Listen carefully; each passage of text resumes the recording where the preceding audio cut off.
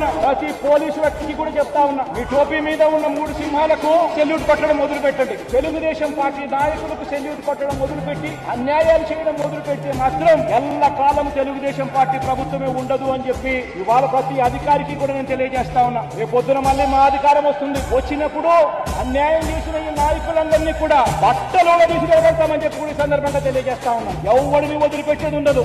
వంశీని అరెస్ట్ చేసేటప్పుడు చేయ అన్నారట, నేను 1.5 సంవత్సరంలో రిటైర్ అయిపోతాను అని చెప్పి. రిటైర్ అయిపోయినా కూడా 7 సముద్రాల అవతల ఉన్నా కూడా మొత్తం అందరినీ కూడా పిలిపిస్తామని చెప్పి కూడా ఈ సందర్భంగా చెప్తా ఉన్నా. చట్టంలో నిలబడేట్టుగా చేస్తాం, బట్టలు ఊడదీస్తాం, న్యాయం జరిగేట్టుగా చేస్తాం అని ప్రతి ఒక్కరికి కూడా తెలియజేస్తా ఉన్నాం. ఈ మాదిరిగా అన్యాయం చేయడం మొదలు పెడితే మాత్రం ఖచ్చితంగా ప్రజలు, దేవుడు ఇద్దరు కూడా వీళ్ళని శిక్షించే కార్యక్రమం ఖచ్చితంగా జరుగుతుందని చెప్పి సందర్భంగా మరొక్కసారి వీళ్ళందరికీ కూడా చెప్తా ఉన్నాం. అన్యాయంలో భాగస్వాములు కావద్దండి. టోపీ మీద ఉన్న సింహాలను గౌరవించండి, వాటికి సెల్యూట్ కొట్టండి, మీ వ్యక్తిత్వాన్ని కాపాడుకోండి అని చెప్పి ప్రతి అధికారికి కూడా ఈ సందర్భంగా తెలియజేస్తాం.